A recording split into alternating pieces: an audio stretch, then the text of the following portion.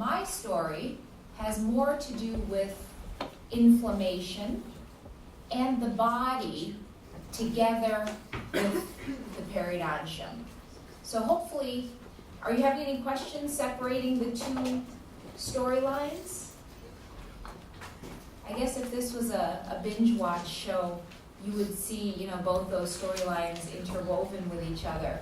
But with me and him, I guess the only interweaving is that our accessories tend to match. I noticed he was wearing a pink tie and I'm kind of wearing pink, so that's the best we can do. So is everybody clear on his storyline and my storyline? Excellent. I'm also having excellent questions come through email and personal meetings with you guys. I love that you're thinking.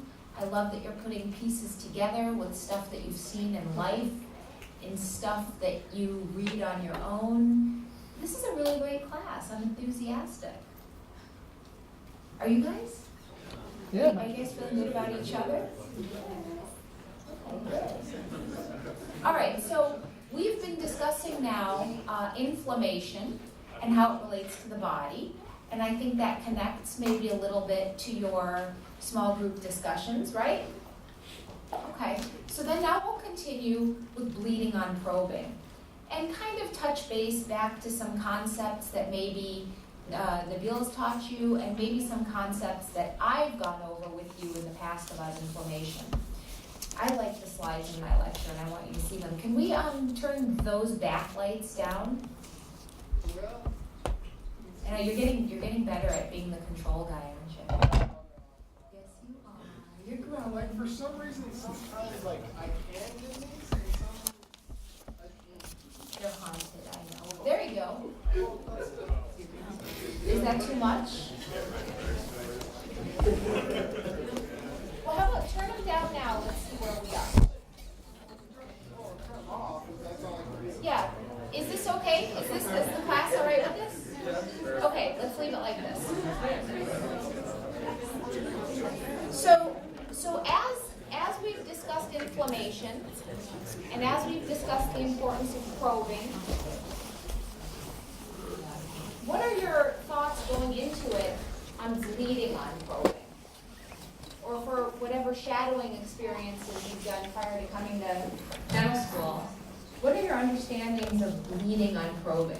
It's an indicator of disease. It's an indicator of disease. Good word choice.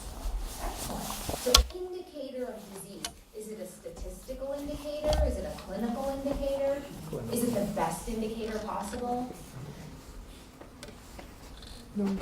So we're about to find that out. And sometimes, even the best indicator possible isn't so great. That doesn't sit well with anybody, does it? Well, we'll talk about that. So we've learned that in the previous class that periodontitis has some systemic effects, right? We talked about metastatic infection, although we didn't give it a name. We talked about periodontal bacteria upregulating inflammation in the mouth. We talked about the liver knowing about that inflammation. And we know that the liver knows because the liver produces C-reactive protein in response to inflammation.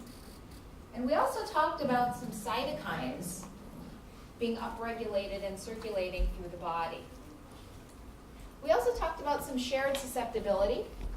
So when we have already weakened collagen structures in the body because of other systemic disease, they might be easier to destroy. Collagen, like periodontal ligament, might be easier to destroy if it's already susceptible and having acute inflammation. So let's describe metastatic infection a little bit in terms of biofilms, because we've talked now quite a lot about biofilms, right? So here you have your attachment apparatus, in other words, your salivary pellicle attaching to the tooth. Remember our story about our kid that got a prophy and then went home and started playing his video game in his attic? And so here he is. In the attachment picture, he starts to have the initial colonizing bacteria. And after, what did we say? He didn't get up for, what, 28 days, and he kept playing his game, and he got really good, and, right? So after about 28 days, he had a nice biofilm colony at the dentogingival unit. And you'll see that in the growth picture. Now imagine his life continues for 5 years.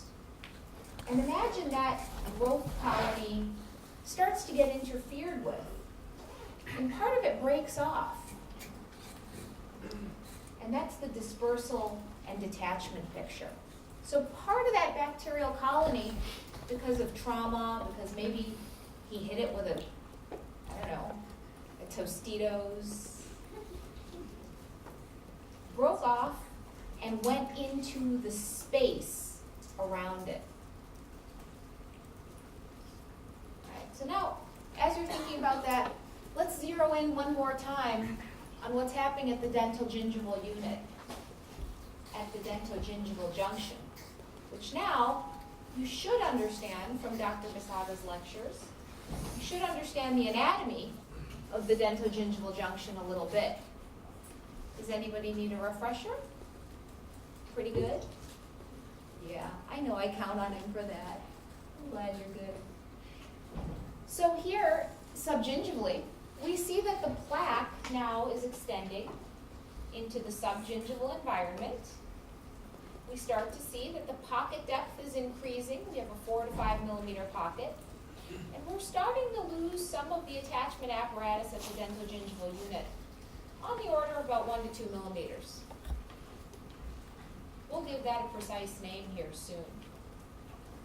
But because of that, like a diagnostic name, actually, I think Basada will do that if he hasn't already. We'll start to decipher then, in his lectures, between gingivitis and periodontitis a little bit more closely. In any case, both are marked by inflammation. So here, at the dentogingival junction, when you're starting to see this bacterial biofilm insult and the ensuing post-response, which is inflammatory, you start to see bleeding, right? And that bleeding, that ulceration, is almost like a little window through which detached bacteria can enter the bloodstream. So I'd like you to put together the concept of the window of ulceration with this detachment and disbursement picture of the biofilm. And then we can have a little fun with our bacteria. You can see them going through the window of ulceration and entering the bloodstream and setting up their little bacterial yucky parties at distant sites. Now, this is a severe periodontitis. We don't want your patients to ever get like this. The big challenge to you is you should identify your patients before they look like that. But imagine you're a bacteria living in the sulcus of number 8 and 9. Imagine that level of inflammation.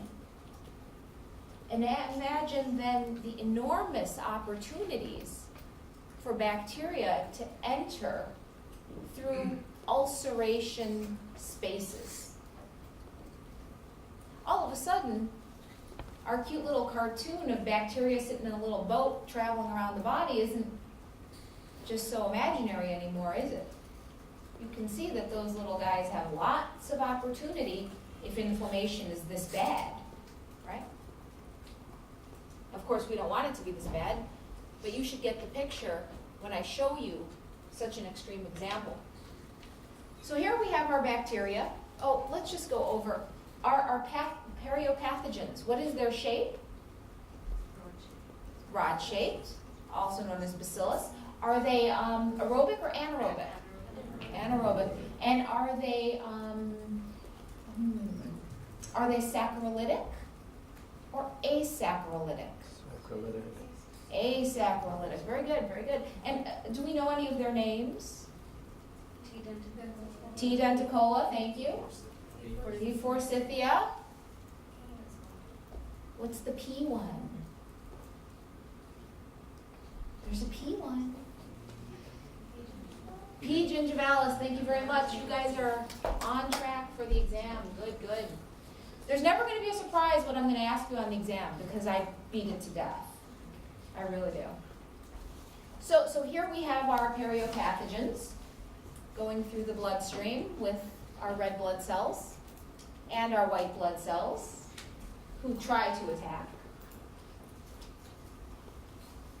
And that bloodstream goes all over the body, including here. What is this? I know, it's cute, isn't it? Yeah. And what is this cutting across the heart? Any anatomy majors? Is that a coronal artery? That is a coronary artery. And here we have dissected the coronary artery from the heart. And the little arrow is telling you that there are bacterial colonies inside of that coronary artery. The white spaces are atherosclerotic plaques, right? They're narrowing the lumen, creating atherosclerosis. But we also have bugs up in there, periobugs. Anybody know what this machine is? That tells you what strain of bacteria you have. That is what it does. It's a PCR analysis, and it detects really small quantities of bacterial DNA. And so if we were to scrape that coronary artery, and yes, we did, we actually, so when I was a dental student like you guys, my buddy who was a resident, this was his thesis, and he took that picture of the heart off a dead body at the coroner's office, and he did dissect that, and he did, shake out the bugs, and he did look at them. So those are all real slides from the late 90s when I was like you, and I helped. And then we found those bacteria sitting in the coronary artery. And we found them also in, here and again, when somebody has atherosclerosis, they'll insert a balloon in there to widen the artery. I'm sure we have family members who have that. I do. I don't myself have family members. And you could find these same periopathogens lining that roto-rooter balloon in the artery. So we know these metastatic infections exist through that mechanism. But we also know that if we take a coronary artery and look at it under high power in a transmission electron microscope, we actually find P. gingivalis sitting there too. And there he is. So I won't give you this type of a slide on your exam. I don't think you guys dig on histology. Well, do you? Do you like histology? No. Good. So one person does. Okay, so I won't. If you don't like histology, I'll do that. But I think histology is actually getting more and more important. So if it turns out that we start to have more histology on board exams, and if I start to see that coming, I'm going to come back and talk to you and ask you if you want me to start giving you histology, because I don't know, I like histology, but you get a lot of it in other classes too, so I don't want to overwhelm you. All right, so we will continue to talk about this. Anyway, I think that if you can draw this, the concept will never leave you. And the concept will be on the exam, even though the slides won't. Is that fair? Okay. So we talked a little bit about inflammation last week, and now I want to help you kind of relate this metastatic infection with inflammation. And that's a tough concept, especially when the inflammatory mediators, your IL-6s, your pro-inflammatory interleukins, are beyond the scope of a first-year dental student. I'm not going to ask you to learn them. We tell our residents to learn them, but not you. Anyway, this is what they look like. Here's IL-1, here's tumor necrosis factor alpha.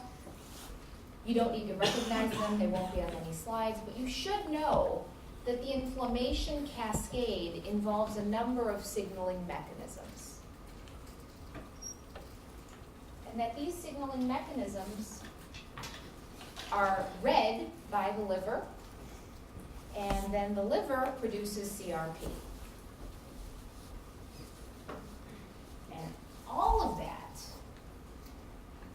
creates a communication between the body and the mouth.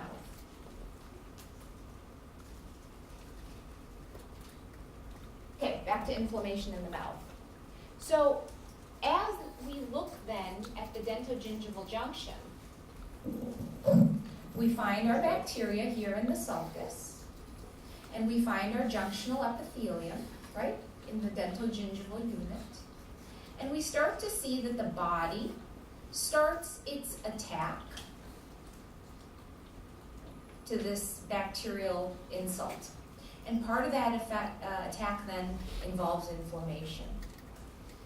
So now we're going to try and trace this step to the bleeding on probing. Because that bleeding on probing is where we get our ulceration window and the entrance of bacteria for metastatic infection. So let's try and follow that story. So our body has something called adaptive immunity. Adaptive immunity is broken up into two types, humoral and cell-mediated immunity. Any immunology majors in here? Cool. So I won't pick on you. But you're from Canada, right? Yeah. Maybe I should. No, I'm just kidding. The class will be like, no, do it, we can outvote. There's only one of him. No, but I'm sure he could, if he wanted, explain humoral and cell-mediated immunity way better than I could.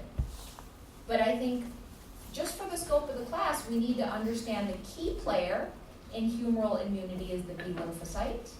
And the B lymphocyte then gives rise to a lot of the downstream humoral immunity cells. Cell-mediated immunity, on the other hand, relies heavily on the T cell. And through its cascade, we end in phagocytosis, we end with macrophages, and we end with the intracellular players that attack bacteria. And we mentioned some of those last week, right? We talked about phagocytosis, and somebody showed me a Pac-Man. Who showed me the Pac-Man? Because that was perfect. Thank you. That's how I want to think of it. So we know that the body then has its two forms of immune response to respond to that bacterial insult. Back to the dentogingival unit. So what happens then in this dentogingival unit is that the downstream inflammatory players that I just mentioned, your polymorphonuclear leukocyte, your lymphocyte, which we like to spell with a PH, but this is an international slide, I think. Your plasma cells, your macrophages, and your osteoclasts all arrive here at the dentogingival junction at the site of the bacterial insult. So this is where we're looking at the dentogingival junction, and we can blow it up and see each of these immune regulators doing their job. Now they're not really clear on what their job is other than attack. And so while they're attacking, they're breaking down all kinds of collagen-based tissue. That includes the components of the periodontium, which are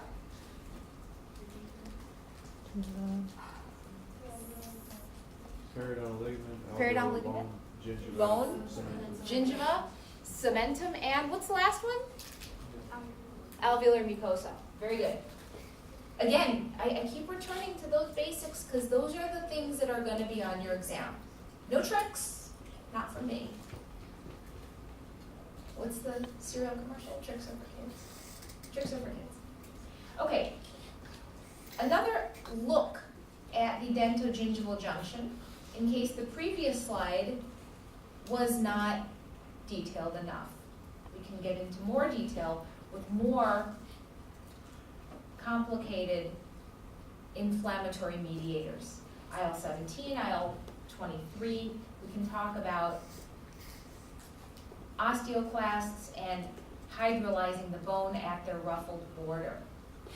So here, again, just for those of you who are studying for the exam and don't care to understand that level of minutia, trivia, detail, our periopathogens kick off the inflammatory cytokines. The inflammatory cytokines trigger PMNs, neutrophils and macrophages. These are the endpoint players which destroy soft tissue, the soft tissue elements of the periodontium you just mentioned. And our osteoclasts are responsible for hydrolyzing the hard tissues that you just mentioned. So hopefully these 2 slides satisfy everybody in the class, those of you who love detail, those of you who hate detail. Did I miss anyone?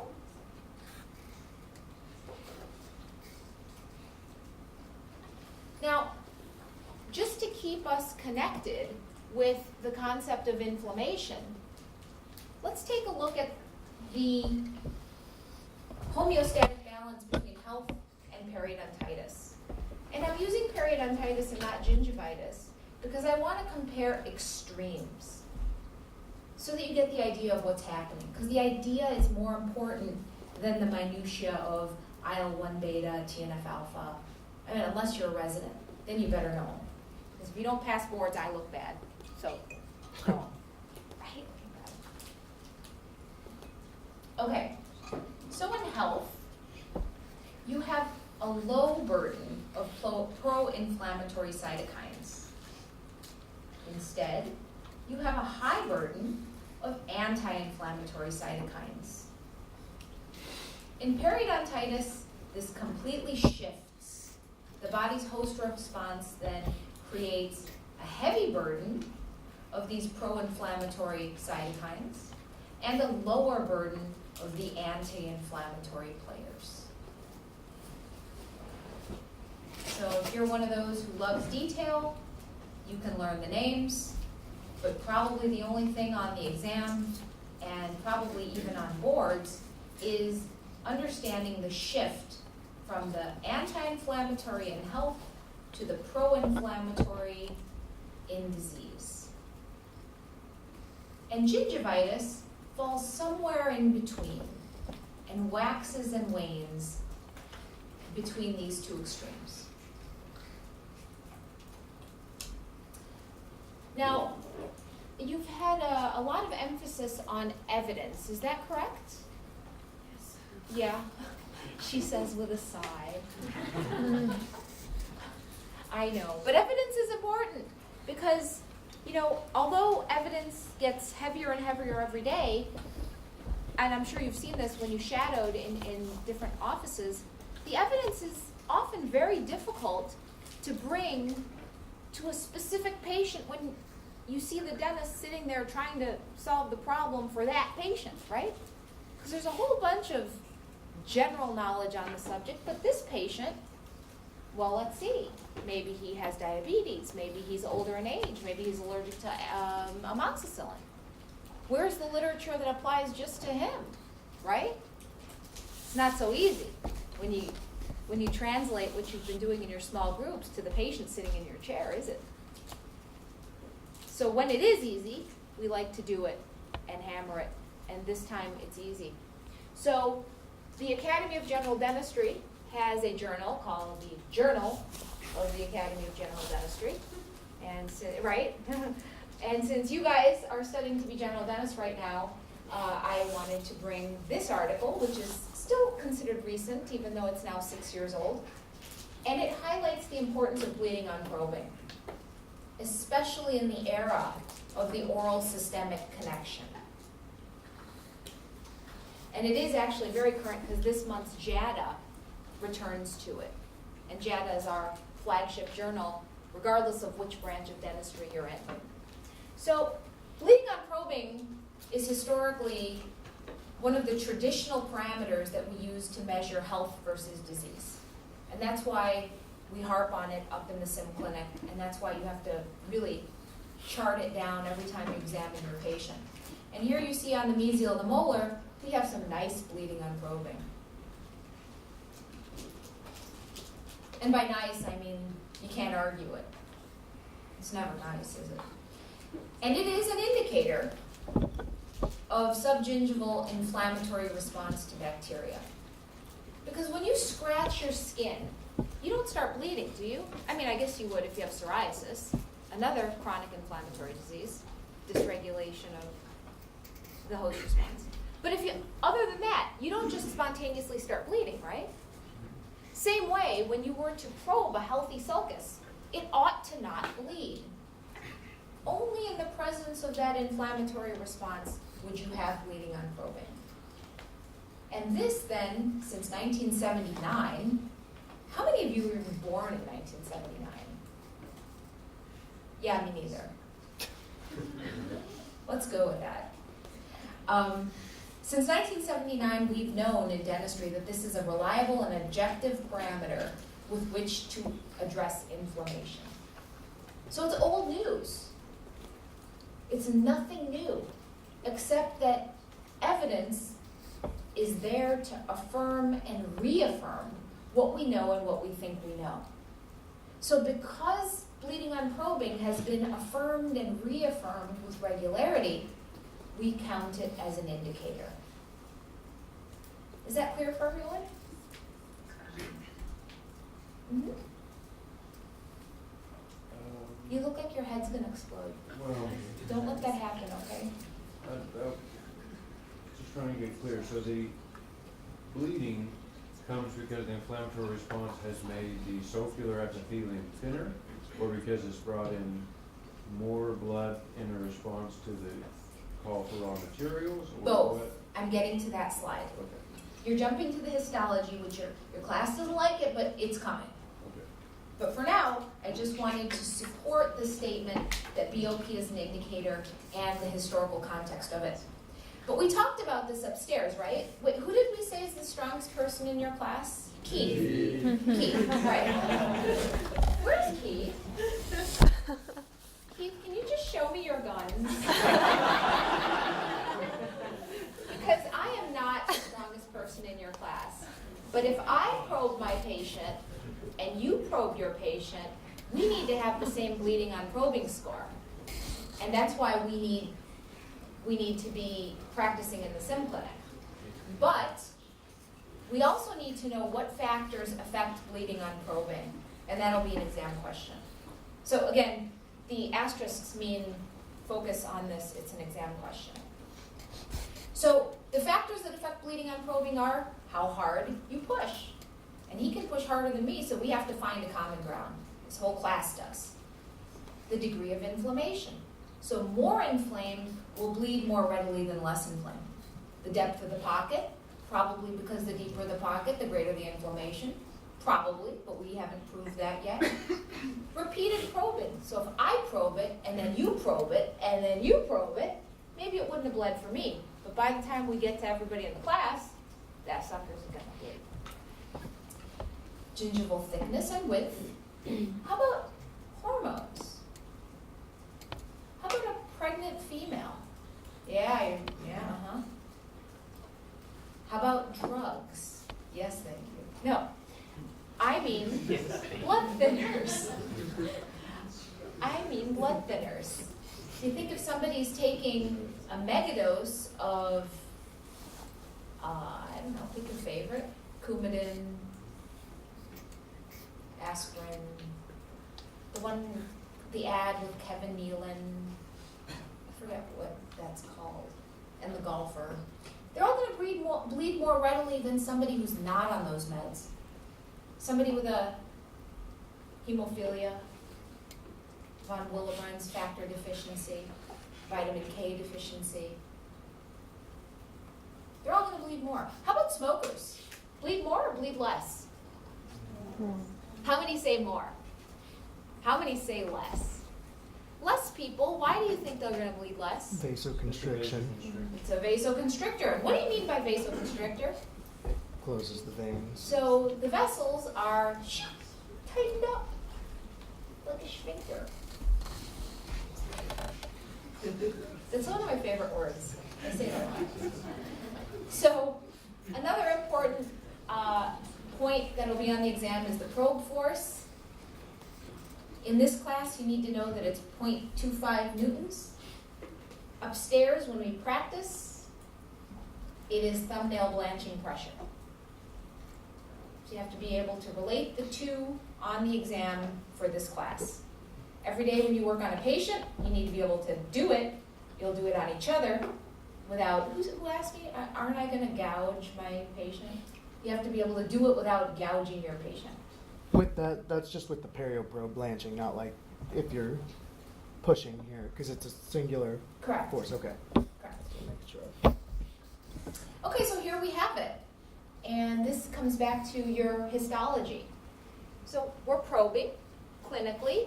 You'll insert the probe into the sulcus with your thumbnail blanching pressure, and that's that clinical picture here. But you need to know what's happening histologically. So here, when you insert into the subgingival environment, and you see it's a dirty environment, we've got our biofilm, you stop at some point. It's the resistance of these fibers at the tip of this arrow that provide adequate resistance to that 0.25 newtons. And you can imagine that if those fibers are inflamed, then they're friable, and that this probe will actually bust through friable fibers, right?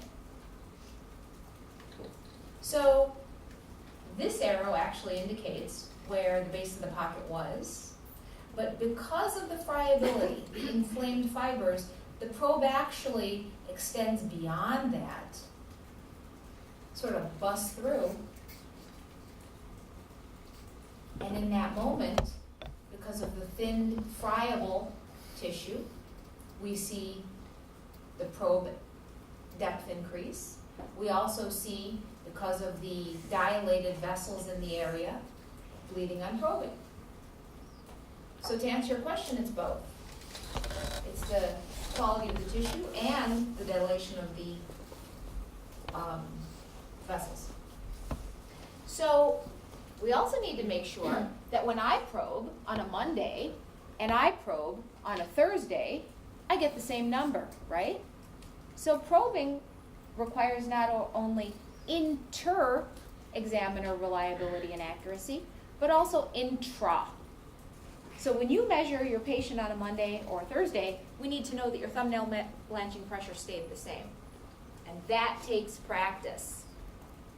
So I'm not very popular when I tell you guys to practice. So I won't. I'll just say, Ray Allen takes 1,000, no, he makes 1,000 free throws a day. Even though he's retired, he still does that. So practice makes that perfect. For research purposes, there is an electronic force controlled probe. Residents, do you know what that's called? Which one got? The force controlled probe.